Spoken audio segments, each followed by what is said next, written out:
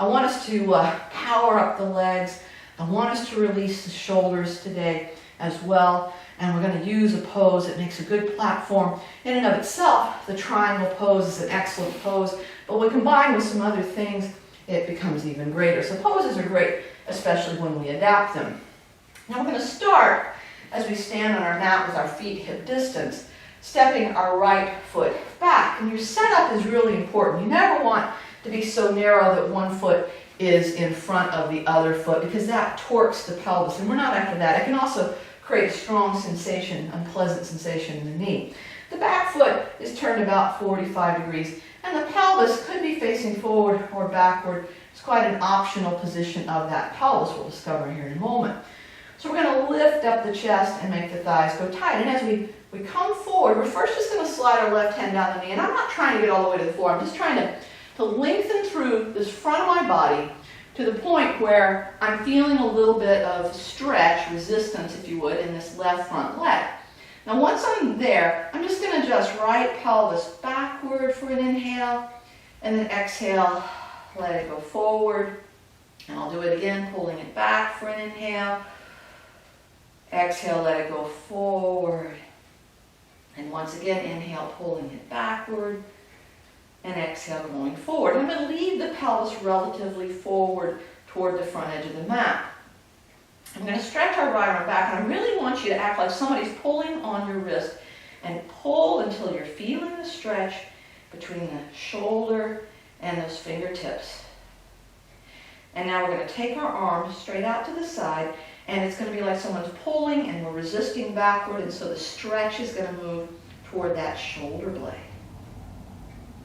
And then we're going to point our arm straight forward, and we're going to reach like someone's pulling us, and that arm is moving away. That entire right side from fingertips to hip is stretching. And then we're going to point the hand to the floor, and as we pull our chest backward, we're going to reach that hand. It's another stretch for that shoulder blade. But once we've stretched it down, we're now going to pick that arm up, looking out to the side, and we're going to lift the arm and the side of the chest up. The side of us facing the floor is going to stretch, and the pelvis is going to pivot even a little more forward. Take in a deep breath, and on the exhale, lift yourself up out of that position. Okay, let's repeat these actions on side 2. So here, we're stepping our left foot into the back position, making sure all those other things apply. We don't have a narrowness of our pose, the left foot's turned out, the pelvis can go backward or forward at will. And we're going to tighten up our thighs, we're going to lengthen our spine, we're going to come forward into this. And the resistance is going to be there, although it may reach a point where we can go, we have to stay higher, we can go lower depending on the flexibility of this, our hamstring, this front leg. Once we're in position, we're going to work with this left side of our pelvis. We're going to pull back, inhaling, and exhale, let it come forward. And we do that again. Pull back the pelvis, inhale, and exhale, come forward. And once again, the pelvis pulls back toward the back, and as you exhale, we go forward toward that front edge of the mat. We're going to leave it in that position.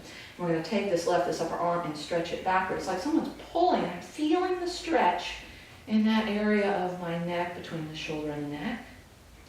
And then we're going to go out to the side level of the floor, and we reach. It's like someone's pulling, and our shoulder and shoulder blade is reaching as our body stays in place. And then we're going forward, and we're stretching that side of our waist. We're breathing deeply. And then we're going to point the hand down, and we're reaching toward the floor, but we're pulling our chest backward, and we're getting the stretch in the shoulder blade. And now we're going to lift that arm all the way up, looking out to the side. We're going to lift the side of our chest up. The side of our body facing the floor gets longer. Our thighs tighten. And the left side of the pelvis pushes just a little more forward. Ground into those legs, lifting and lengthening. And take a deep inhale. And then on the exhale, we lift up and we come out. And that's good. That's good. But I want us to even create more length and a little more stretch for the hamstrings. So I'm going to invite us to take those feet immediately out wide. Okay, so we're going to get wide. It's wider than my shoulders, a very wide stance. And the feet and knees basically point in the same direction. I just checked it out with a little bit of a bend because we're going to bend our knees here in a moment.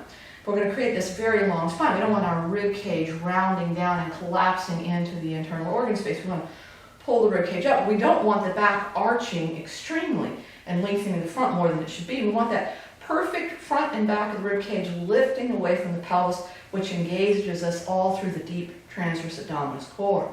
Now tighten your thighs, keep that long engagement, and bend at your hips. So the low back is nicely swaying, but not extremely so. And the limit, of course, is what we feel in the back of our legs. And so one side might be tighter than the other, and that's normal.